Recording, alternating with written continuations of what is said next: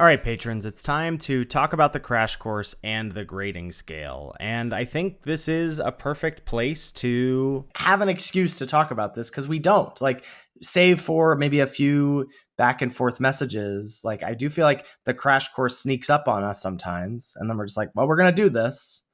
And I'd like to reflect, because even just one of your thoughts that you messaged me in Discord, I was like, oh yeah, we definitely should do that. Like, we spent an hour plus on card grading differences before getting to the top commons and uncommons. And I think that's backwards. Yeah, well, so it's interesting in that, like, I think your initial instinct was right, because we had talked about the structure for the crash course, and you were like, well, I want to save the top commons and uncommons for the end, because that's the coolest thing. Like, that's what people want, so we should put it at the end to have a big finish at the end. A big takeaway or whatever. Right. And I think your instincts are right for that.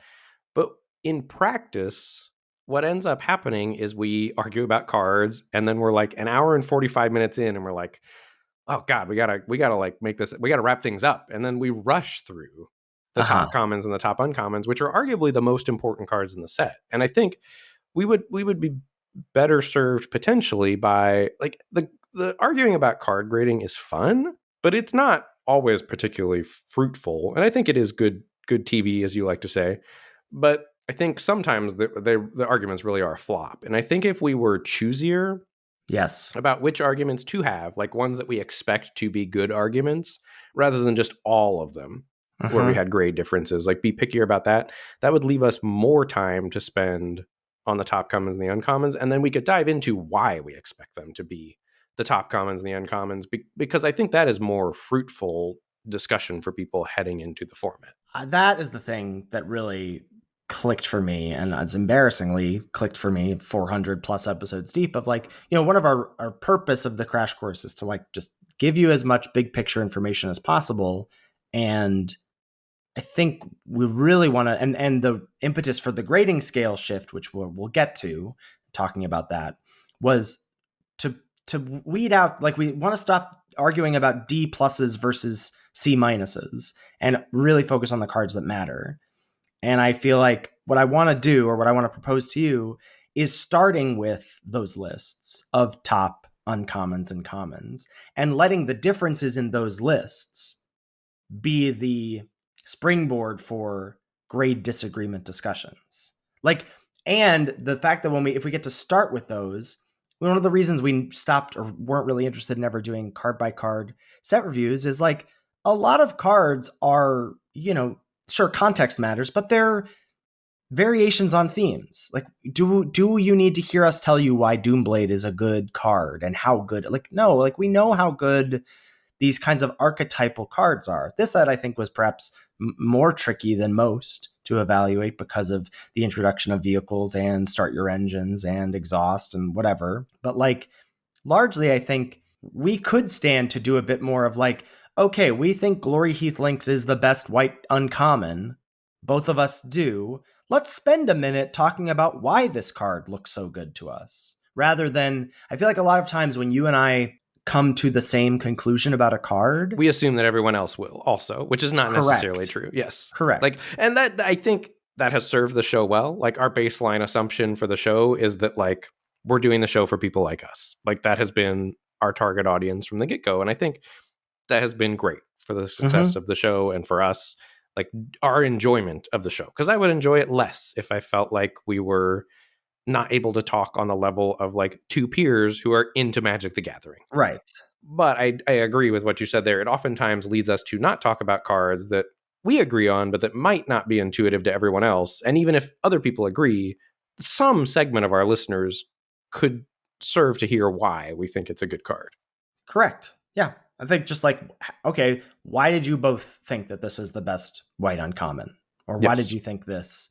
And then letting like, that's your number one. That didn't even make my list. Let's talk about that. Let's then talk about what were the other contenders. Yes. And I think then that can lead us to, okay, like, say sometimes we'll be like, oh man, I could have picked from like any of these 7 cards for Black's top uncommons. Cool, let's talk about those. Let's talk about that list then versus, or like, oh, so this didn't make your list. Why not? Or like, well, I didn't actually think that was good. And then I feel like that will lead us to talking about the cards that piqued our interest rather than I think we get bogged down a little bit in the, we're going to talk about everything we disagreed on. Yes, I agree completely. And it will feel more like an episode where we come with separate lists. And I think those are some of our best episodes. Yes. Because we do come with separate lists. We just we literally are just reading cards for like 10 minutes that are and going, yep, that made my list, or nope, that didn't make my list. Like it's like 10 minutes of us reading cards. Correct. With that are some of the most important cards in the format. And yes. That feels wrong to me that we are not spending the time on those. So is that where we like how much big picture stuff is necessary before getting to that? Is that where we start? No, I don't think so. Because like, for example, with this format, we didn't even know what all 10 color pairs were doing the week prior when we did the previews episode. And I think we also need to assume that some amount of our listeners have not listened to the previews episode. And so are new to the crash course and maybe new to the podcast in general. So I think we need to do like, welcome, here's Aetherdrift, here's the color pairs, here's the mechanics. If you want more detail, check out our previous episode. But like, yes, I think there needs to be some amount of that before we just dive into the deep end. Okay. I like that reframing for the next crash course at least, and then we can evaluate how that goes. But I think that will let us focus on the cards that we expect to matter more and will help us, I think, then hone in on the disagreements that are more interesting than not. Correct. And I think the other, like you had talked about how much big picture stuff do we need to do. I still am you seem less than me into how the removal matches up with the creatures. Like I'm still very into that segment, like the removal and the creature sizing, etc. But the rest of it, like the fixing or there's 20 cards with start your engines or the blah, blah, blah, blah, blah. That like, I think initially was great. Like I think the idea was good, but I think in practice it has largely gone by for our show because 17 lands and data just does it all so much better as soon as the format starts. And I don't think that stuff really helps form our opinions, but then it could still. So like, I think we should pepper it in to our card rankings and whatever, because it might inform that, right? Like, let's say you look up how much blah, blah, blah, blah, blah, and that's the reason a card is your top common or in 10 commons that matter. Or you expect there to not be much fixing, which is why you put Night Market or whatever it's called in your top commons, that land with cycling. Like to pepper it in there. Yes. Rather than to read a bunch of arbitrary stuff about the format as well. Well, and I think because I felt like, and we made this shift, I think a while back, or, it wasn't immediate, but the shift of like, if I can't give you a takeaway from reading a bunch of like, there's 20 instances of blah, blah, blah. If I don't have a takeaway from that, then like, there's no point in me saying those numbers because they're just stats for stats' sake. And that's sort of how I feel about the creatures versus removal. Like, that's why I'm less interested in doing that. Because if I don't have a takeaway of, like, I think we had some good takeaways this time. Like we pegged, okay, white doesn't really get good interaction. We expected, like, I expected Flood the Engine to play well because there wasn't a lot of enchantment hate running around. But beyond that, like, what does it do? Like, what are the takeaways from it? Or how can we package that in a way that says like, and here's what this information means to you? And maybe it's a quicker hit. Maybe that's what I want, is that like we still do the work and then just give a brief summary of like, we expect Lightning Strike to be great. X3 looks like the magic number.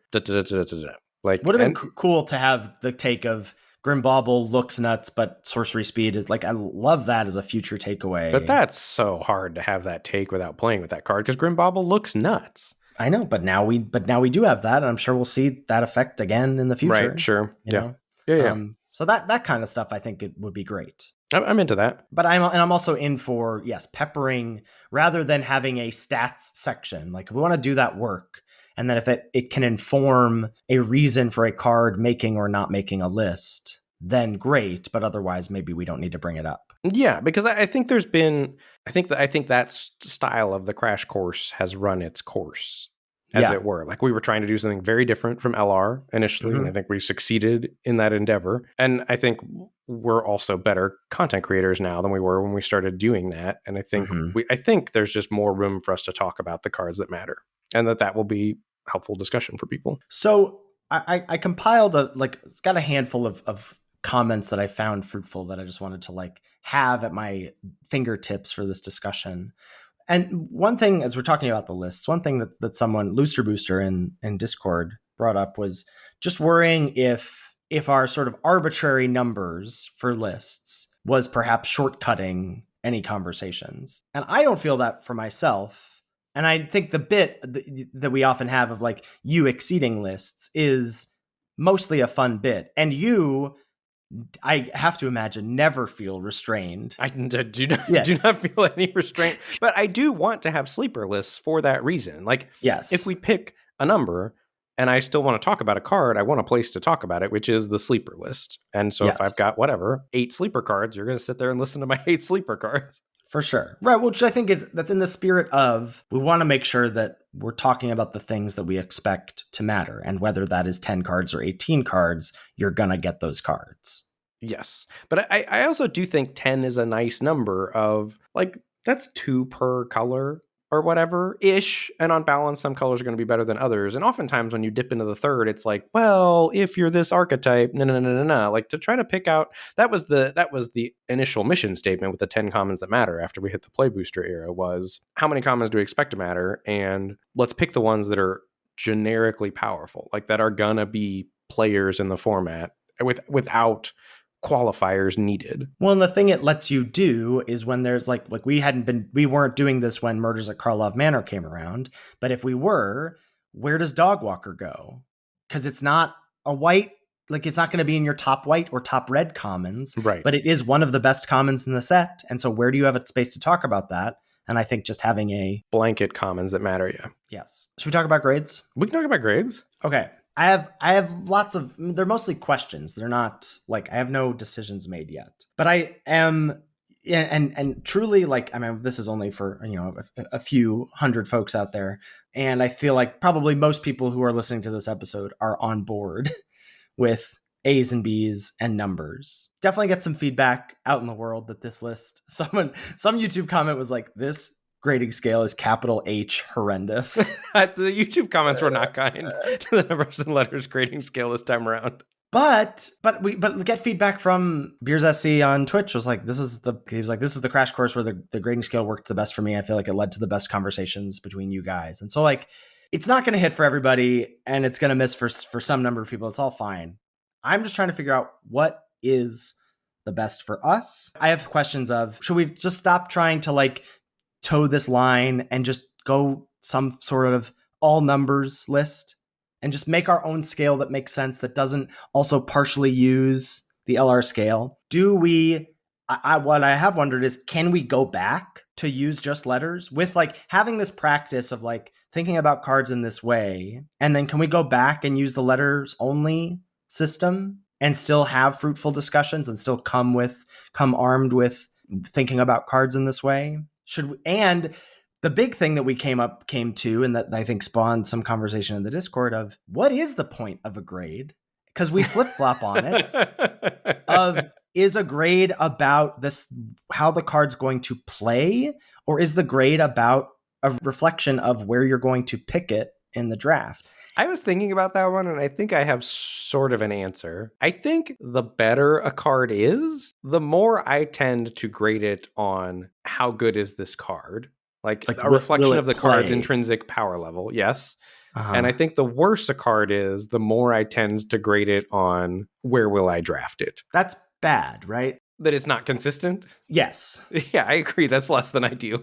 I know I don't. I know I flip-flop too, but I do feel like that's the grades and tier lists. Tier lists are about pick orders, and that's what grades are. Grades are putting cards, stacking them up against each other about where you would pick them in the draft. But the number system definitely does not lead to that. The number system tends to lead to how they're going to play. Right. Like the 1, 2, 3, 4 about which archetypes. Which is then, it's sort of implied that you're not picking them highly. Like a 4, you're never first picking, I guess you're first picking a 4 sometimes. Maybe, hopefully not. Yeah, ideally you're first picking A's and B's. Mm-hmm. And so it's sort of implied in the number system that once you get to the numbers, context matters. Like you're never / rarely first picking these. And so, but I think the biggest thing we run into we had this conversation, for example, I think this is where this came up from feedback, is several times in our discussion this time around, I had given something a 2 and you had given it a 0. And I was like, well, I expected to play in these 2 archetypes. And you were like, well, does it really matter in those 2 archetypes? And or are you ever picking it? No, uncle. Like, I'm never picking it highly. It's a 0. You're right. So I think there's room. But the first broader question that we have to answer is, do we want to stick with the numbers thing? I think it has pros and cons. I do think it has broadly led to better discussions for both of us, which I like. Mm-hmm. But the big knock against it is that it adds a significant barrier to entry for new listeners to our show. Like, correct. Because we are now treating it like canon at this point. People are coming in and are like, what the hell is this? Yeah. So let me pose this, because I was just thinking about this when you had suggested switching back to the letters scale. What if because I think it is helpful for us. It's certainly helpful for me grading the cards that way. I certainly enjoy putting a 0, 1, 2, 3, or 4 on cards more than I enjoy C+ through F or whatever. Well, I think it just largely lets us, like, this is one of Beers' points, was like, there are just so many cards where we would have given C or C- and not talked about them. Right. Where I do think it's worth talking about them. But then the thing that I'm now thinking of is, like, if we are switching the crash course in this way where we're going to focus on the lists first of the things we think will matter and let the differences of those lists inform the cards we want to discuss, that maybe that doesn't matter. Well, but the other thing we could do to add accessibility is, like, whatever, we can talk about 4, 3s, 2s, and 1s if we wanted, or people know that now so they can use it for themselves if they find it a helpful tool. But we could still grade them 4, 3, 2, 1, 0 ourselves, and then when we peg the ones that we want to talk about, we can give it a letter grade and say, we're talking about this, here's the grade I gave it, you thought it belongs in 2 archetypes, I thought it belonged in 0. Like, that way we can announce a letter grade to the general listening audience, because that's more grokkable, accessible, and we don't have to go into the weird 4, 3, 2, 1, 0 thing. But then there's still a piece of what are we going to do when we announce the grading scale before we get into the card differences, like they do on LR. I think it would be A through F then, in that sense. And the 0 through 4 would largely just be for us, and then could inform discussions. But we like, as a stamp, would be like, I think this is a C+. Well, then I think it's a C-. And then we could talk about, well, where do you think it's going to play? Or I think because the thing about it is that they're so much closer. But it, like, whether I just, like, I'm kind of at the point where in my Magic life, I don't give a crap whether something's a C+ or a C-.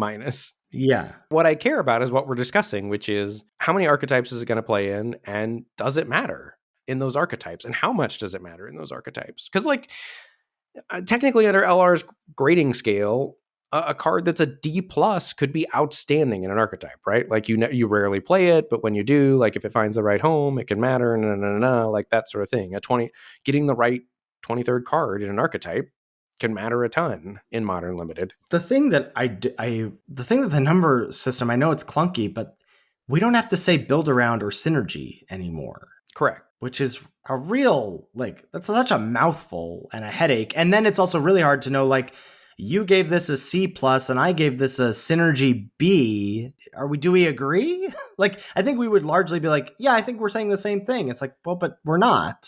But couldn't we also just get away from the grading system altogether? Like, we grade the cards, we see where we're different, and, like, we just pick cards to talk about that we've got different opinions on, and don't even have to, like... No, but we have to have we have to have something that anchors the discussion, because then you get into the adjective territory of, like, where I'm like, great, it's fine. Good. And you're like, well, this is great. Like, you're like, if you're excited, I'm like, this is terrible. And then we both think it's a C. You have to. Okay. Then, but so then I think that should probably be a letter grade, ultimately, if we're trying to make the show as accessible as possible. I just think, like, well, I don't know if that's how I don't know if accessibility is my... clarity is your goal. My goal. And I'm less, if I was convinced that what we have is the best way to talk about cards, then, and all the people complaining about it, I'd be like, you just hate change and you're not on board and whatever. I don't care. I'm not convinced that the thing we've used for the past few Crash Courses is the best thing. And that's why I think it's worth examining. And so like, just because it's new, I don't think it's bad. Just because people are complaining about it, I don't think it's bad. But I am not sure that it's the best it could be. And what are your suggested improvements then, sir? I don't know. I think one thing that might, I don't have the answer for it now, but I do think, we basically just brush off every time we get to, we're like, well, it falls apart when you get to artifacts or lands, which it does. And I think if we could solve that in some way, that might illuminate the rest of the scale. Here's something I want to float to you.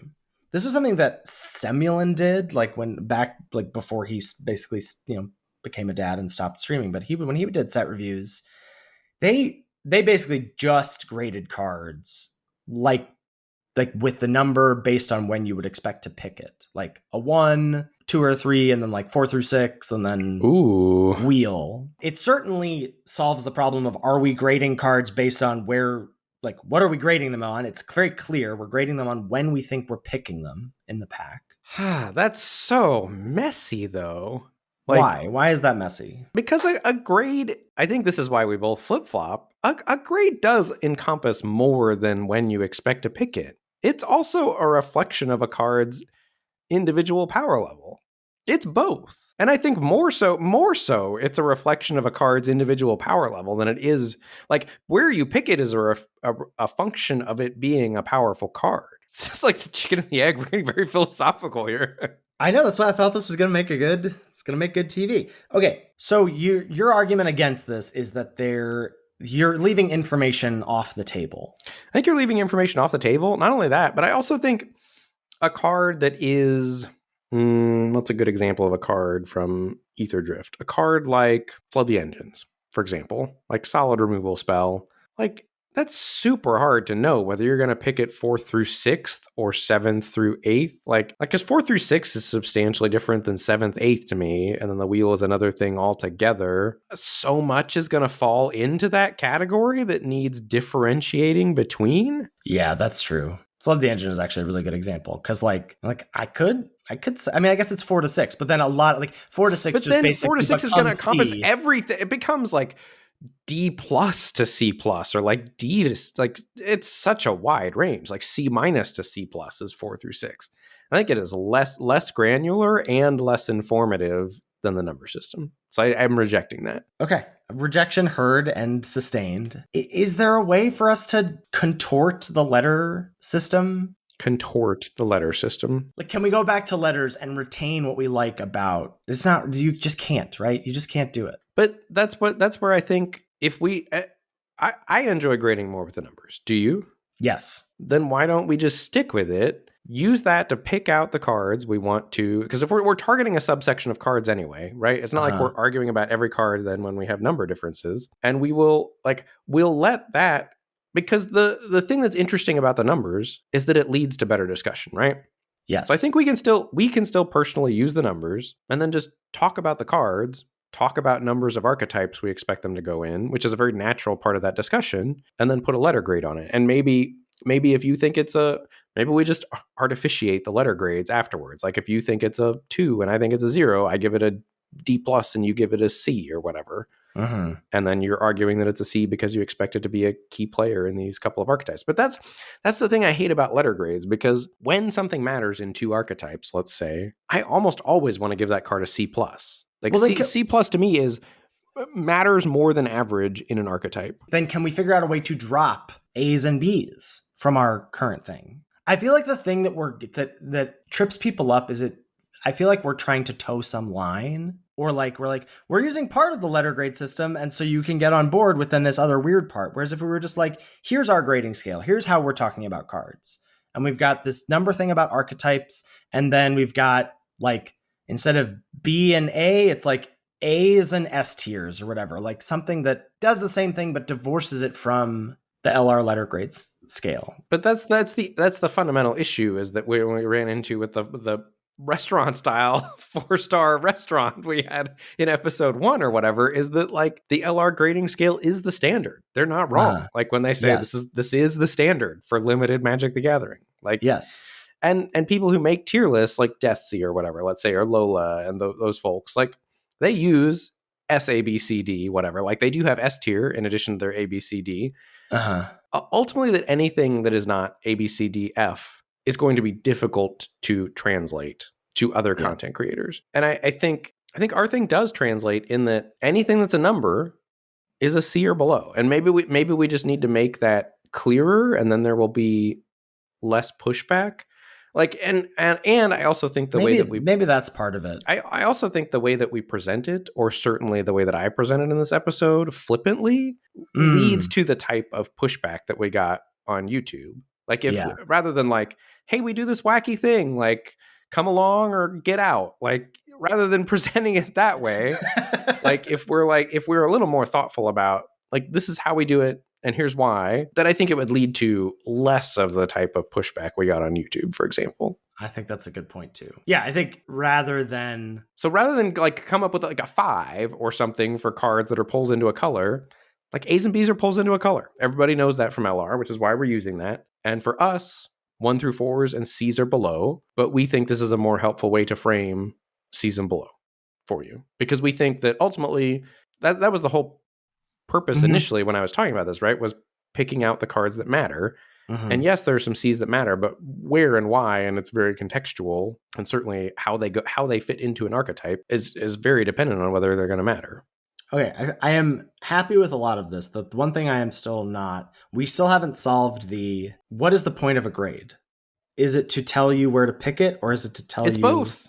It's both. But that's so hard. Yes, and if I had to pick one or the other, I would say it is a summation of a card's power level. Like over where to pick it. Yes. If I could only choose one, that is what it is.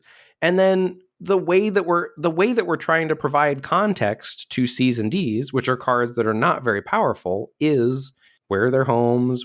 When might you be able to get them? Why is that a good thing? Like that this only goes in one archetype, and therefore you're going to be able to get it on the wheel, and you might not need to spend a pick on it.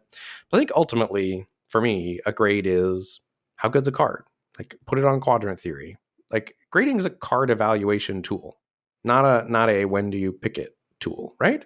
Okay, I'm convinced, because it feels like the power of it informs the pick. The pick doesn't necessarily inform the power. Like if I tell you I'm happy to first pick it, sure, you know it's an A or a B.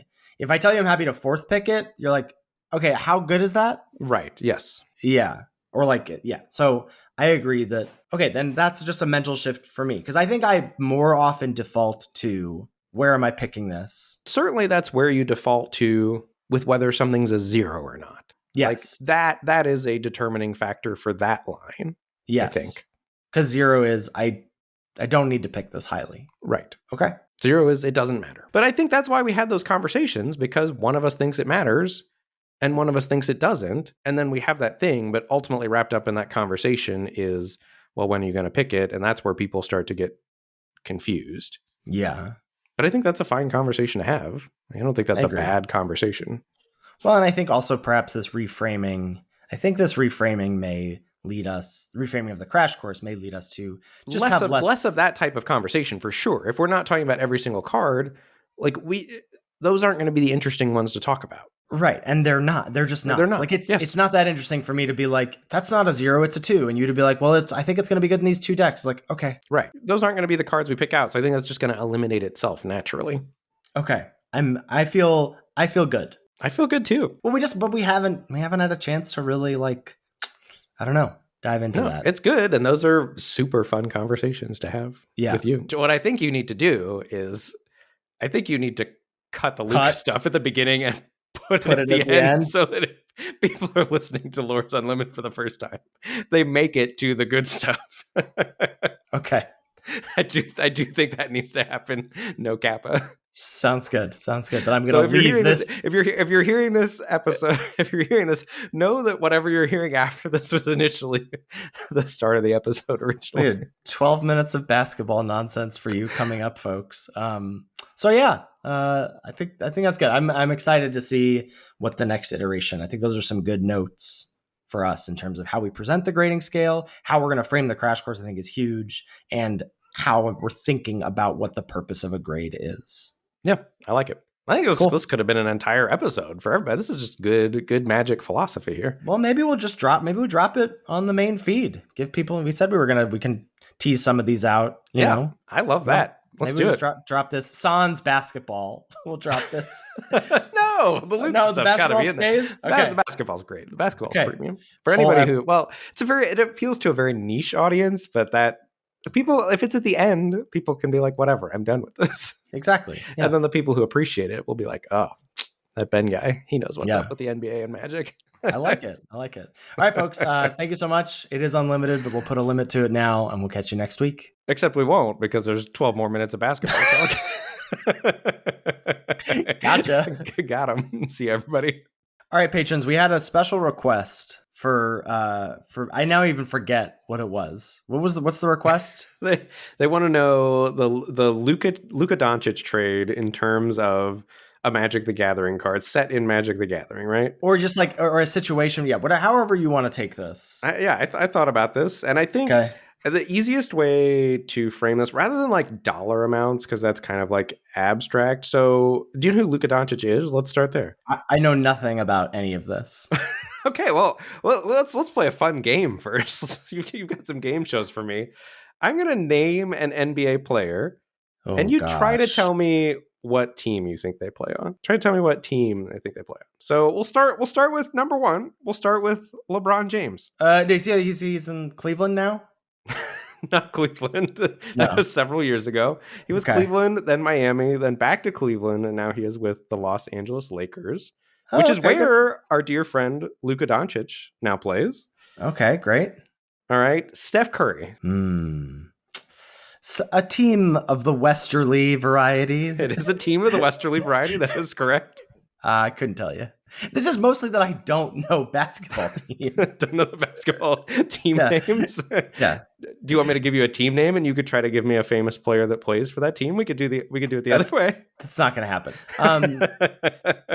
I'll give you time zones that exist. Western is the correct time zone. Okay, he's West Coast. Plays for the Golden State Warriors. Okay. Giannis Antetokounmpo. No, that's a made up. That's not a made up name. Oh, you just made that up. NBA champion a couple years ago. East Coast.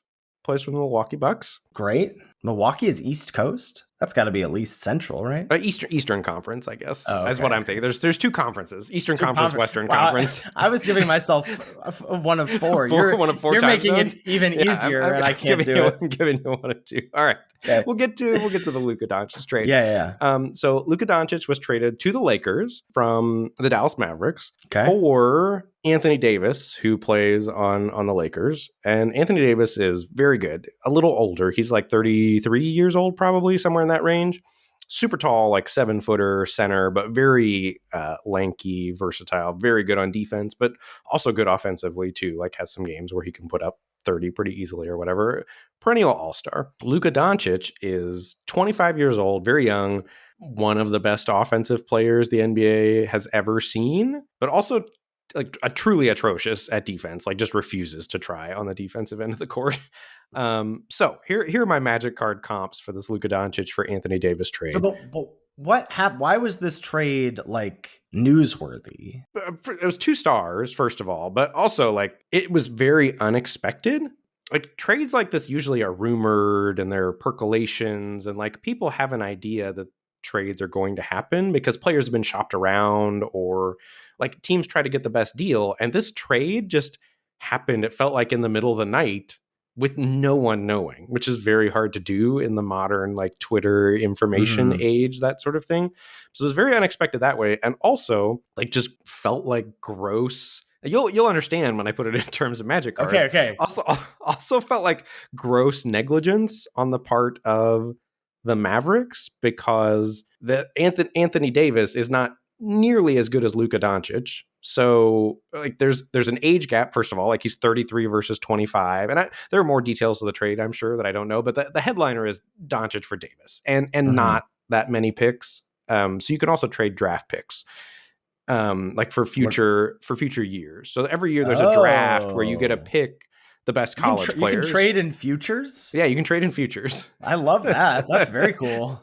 So draft picks, like the college players can register for the NBA at the end of the college season, and then depending on how good your record was, you'll get a draft pick from the college players. So if your team is bad, then you enter a lottery to have the best chance to get the first overall pick to try to draft a good college player to make your team better, like to try to make it more competitive. This is great. You need to start watching sports. I think you would like it. I do really, the problem is I live in the worst city where like we have every sport represented except basketball. Basketball is the one sport that I would like. I got into it. I moved to Chicago the year of like the year Derrick Rose got hurt on Oh the yeah, Bulls. okay. Like that he was MVP nonsense, like I super like fast. I like my roommate when I lived in Chicago like got me into it, and I finally like there was a thing because I remember I didn't know how to like watch it because like the depth of vision for watching basketball is kind of weird, and it's hard to know like what is a good shot, where is the ball, what's happening. And I remember just like one moment it just clicked. I was like, oh, I know how to watch this now